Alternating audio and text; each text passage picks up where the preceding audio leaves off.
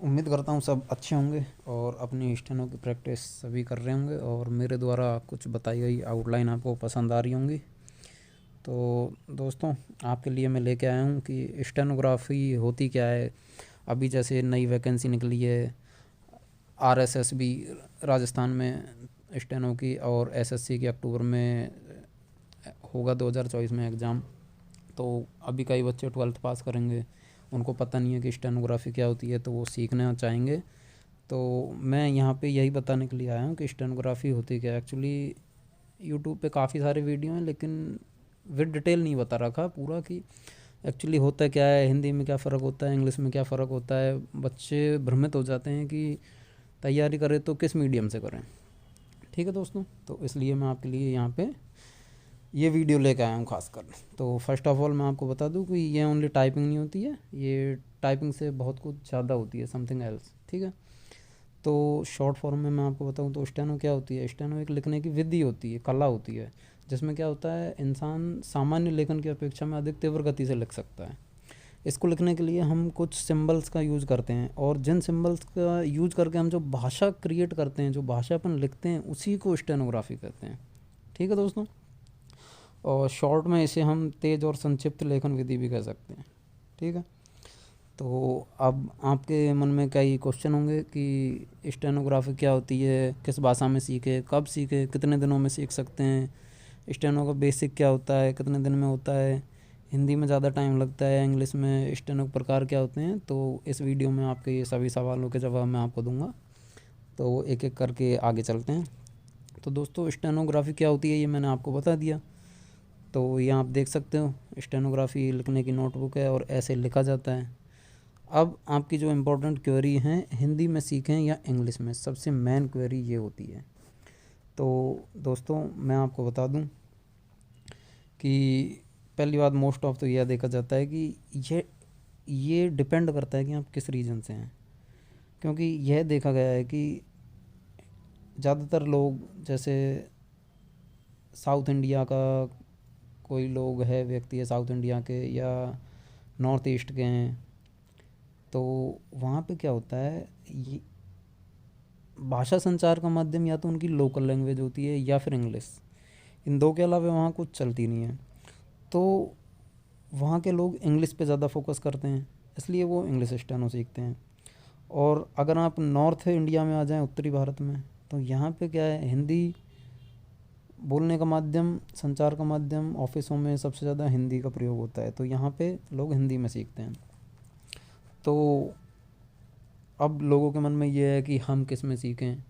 तो दोस्तों, मैं सिंपल सा आपके लिए बता देना चाहता हूँ, आपकी जिस भाषा में सबसे बेस्ट कमांड हो आप उसमें सीखें। किसी के बहकावे में नहीं आए कि इंग्लिश में सीखें, हिंदी में सीखें, इंग्लिश में ज़्यादा नंबर मिलते हैं, हिंदी में ज़्यादा मिलते हैं, कम मिलते हैं। क्योंकि ऐसा एसएससी ने कोई क्राइटेरिया फिक्स नहीं कर रखा है कि हिंदी वालों के लिए अलग से सीटें हैं या इंग्लिश वालों के लिए अलग से सीटें हैं। कोई अंतर नहीं है। एक माइनर सा अंतर ये है कि जैसे कुछ डिपार्टमेंट हैं, जैसे MEA, ministry of external affairs या जल शक्ति मंत्रालय, ऐसे एक आध और कुछ डिपार्टमेंट हैं, तो उनमें क्या होता है दोस्तों, उनका काम ही इंग्लिश में होता है। एमईए में अब क्या है, विदेश मंत्रालय में विदेश जाओगे तो आपको इंग्लिश तो नॉर्मली आनी चाहिए। तो अगर आप वहाँ हिंदी मीडियम से भर्ती होते हो, तो वो डिपार्टमेंट आपको टाइम देता है कि इस टाइम पीरियड में आपको इंग्लिश स्टेनो सीखनी है। और ऐसा नहीं है कि आपको हटा देंगे, हटाते नहीं है वो, बस आपका इंक्रीमेंट वगैरह या आपकी सैलरी वगैरह ये रोक देते हैं, ये बढ़ेगी नहीं। ठीक है दोस्तों, और कुछ नहीं होता, ये सब भ्रम है। और कि आपको इंग्लिश आनी चाहिए, नहीं तो आपको हटा देंगे, ये है वो है, ऐसा कुछ नहीं होता है दोस्तों। तो अब मैं बता दूं आपको मेन फ़र्क क्या होता है हिंदी और इंग्लिश स्टेनो में। तो दोस्तों, आप ये देख सकते हो, है एक तरफ हिंदी स्टेनो, एक तरफ इंग्लिश स्टेनो, दोनों में लिखने की सेम मेथड का यूज होता है, सेम विधि का। अबव द लाइन, लाइन पे, cross the line. Same rule English में भी काम करता है, सेम रूल हिंदी में भी काम करता है। आप स्ट्रोक्स देख सकते हैं, ये जो यहाँ पे जो लिखा हुआ है ये, तो ये स्ट्रोक बने हुए हैं स्टेनो में, तो ये सेम तरीके से बने हुए हैं। अगर आपके सामने मैं दोनों रख दूँ तो आपको लगे एक जगह दोनों को रख दूँ, ये इंग्लिश और हिंदी हटा के, तो आपको लगेगा कि सेम है, आपको कुछ अंतर ही नज़र नहीं आएगा। तो ऐसा कुछ नहीं है, आप किसी भी लैंग्वेज में इसको सीख सकते हो। अब अगला क्वेश्चन है, किस में ज़्यादा टाइम लगता है, हिंदी में या अंग्रेजी में, किस में सीखे। तो दोस्तों, ऐसा कुछ नहीं है, टाइम दोनों में सेम लगता है, दोनों का बेसिक 3 से 6 महीने का होता है। तो ये स्टूडेंट्स के ऊपर डिपेंड करता है कि वो कितने दिन में बेसिक ख़त्म करेगा और कितनी वो प्रैक्टिस करता है। पूरा खेल इसमें प्रैक्टिस का है। आपके हाथ चलना चाहिए इसमें, सोचने सोचने से कुछ नहीं होता। हाथ जितना स्पीड में चलेगा, जितना आप प्रैक्टिस करोगे उतना जल्दी सीखोगे। तो दोनों का बेसिक 3 से 6 महीने में होता है। कई लोग इसको 3 महीने में कर लेते हैं, कई 6 में कर लेते हैं, कईयों को साल लग जाता है, क्योंकि लैक ऑफ प्रैक्टिस की वजह से ये टाइम लेती है। अगर आप प्रॉपर ढंग से टाइम देते हो तो इसको आसानी से सीखा जा सकता है। ठीक है दोस्तों, अब आता है स्टेनो कब सीखें। तो दोस्तों स्टेनो का कोर्स 10th के बाद भी होता है, कई लोगों को पता नहीं है। ये गवर्नमेंट ITI में होता है। तो 10th के बाद सीधा स्टेनो का आप कोर्स वहाँ से कर सकते हो, जो कि स्टेट्स हाई कोर्ट्स के लिए, जो राज्यों के हाई कोर्ट्स की वैकेंसी निकलती है उसके लिए कई स्टेटों में स्टेनो का सर्टिफिकेट मांगते हैं। तो ये सरकारी होता है, तो ये आपके वहाँ काम आएगा। फिर 12th लेवल पे SSC के थ्रू एग्ज़ाम कंडक्ट कराया जाता है, और अलग अलग स्टेट के स्टाफ सिलेक्शन बोर्ड के द्वारा भी एग्ज़ाम कंडक्ट कराया जाता है। तो कई जगह पे 12th लेवल पास मांगते हैं, कई जगह ग्रेजुएशन मांगते हैं, और हाई कोर्ट में ग्रेजुएशन मांगते हैं। तो ऐसा कोई वो नहीं है, ये आपके ऊपर डिपेंड करता है कि आपने कहाँ से सीखी है। 12th बाद करी है डायरेक्ट, तो आप अगर हाई कोर्ट का देना चाहते हो तो आपको डिग्री चाहिए कि नहीं चाहिए, ये स्टेट वाइज डिपेंड करता है। ठीक है दोस्तों, तो आप नॉर्मली इसको 10th बाद सीख सकते हैं, ऐसा कुछ नहीं है कि ये 12वीं के बाद ही सीखा जाता है। ठीक है, और आगे चलते हैं। कितने दिन में सीख सकते हैं मैंने आपको बता दिया। बेसिक आपको 3 महीने में ख़त्म करना है, 3 से 6 महीने में। और इसकी जो मिनिमम स्पीड है 50 से 60 वर्ड पर मिनट आपको लाने में कम से कम मैं मानता हूँ कि 6 से 8 महीने लग जाएंगे, अगर आप अच्छी तरीके से वर्क करोगे। और आपको जो स्पीड बनानी है, जैसे SSC में रिक्वायरमेंट है 100 की, 80 की, तो उसके लिए आपको प्रॉपर टाइम देना होगा। आप 6 महीने और लगा लो, तो इतने महीने तो कम से कम चाहिए।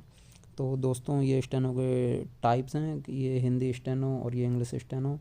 तो स्टेनो की अब नई नई स्क्रिप्ट आ गई हैं। स्क्रिप्ट को हिंदी में लिपि बोलते हैं। जैसे अब हिंदी में क्या है, मेन जो हिंदी में स्टेनो है वो ऋषि प्रणाली है, लेकिन अब लोगों ने कई और स्क्रिप्ट डेवलप कर लिए हैं, जैसे जैन, मानक आदि। तो मैं आपको सजेस्ट करूँगा कि आप ऋषि प्रणाली में सीखें। और इंग्लिश वालों के लिए पिटमैन है, तो भारत में यही सबसे फेमस है, तो आप इस पे फोकस करें इंग्लिश वाले। ठीक है, तो आगे चलते हैं। ये स्टेनो की नोटबुक आती है, ये स्पेशली डिज़ाइन की हुई होती है और स्टेनो लिखने के लिए। ये नॉर्मल जो अपना रजिस्टर होता है, नोटबुक होती है, उससे काफ़ी अलग होती है। तो मैं आपको सजेस्ट करूँगा कि जो बच्चे अपने प्राथमिक स्टेज पे हैं, प्राइमरी स्टेज पे, वो रजिस्टर का प्रयोग ना करें, प्रॉपर नोटबुक का प्रयोग करें। बाद में आपको स्ट्रोक्स बनाने में दिक्कत आ सकती है और आपकी स्पीड भी डाउन हो जाएगी फिर। तो इसलिए मैं आपको सजेस्ट करूँगा कि स्टेनो की पेंसिल और नोटबुक का ही यूज़ करें। आगे चलते हैं। SSC देखिए 2023 का ये नोटिफिकेशन है। तो SSC नोटिफिकेशन निकालती है। तो इसमें ग्रेड पे क्या होता है, इसमें 3 पे ग्रेड होते हैं, 4600, 4200 और 2400। 4600 और 4200 ग्रेड C के लिए होता है, और 2400 पे ग्रेड होता है ग्रेड D के लिए। ठीक है, तो आप देख सकते हैं ये डिपार्टमेंट वाइज वैकेंसी। तो कौन से डिपार्टमेंट में आप अगर सेलेक्ट होते हो तो यहाँ आप जाओगे।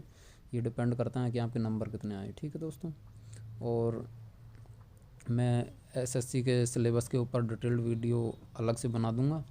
अगर आप लोगों को ये वीडियो पसंद आए, लाइक शेयर सब्सक्राइब करें और कमेंट बॉक्स में डालें, तो मैं बहुत जल्दी आपके लिए पूरा SSC के पैटर्न वाइज वीडियो अलग से लेके आऊँगा। आदिनस बोर्ड की जिनको चाहिए वैसे लेके आऊँगा, कट ऑफ सारी चीज़ें जो आपको चाहिए। तो कमेंट बॉक्स करके आप कमेंट में मैसेज करके आप बताएं। थैंक यू दोस्तों, धन्यवाद।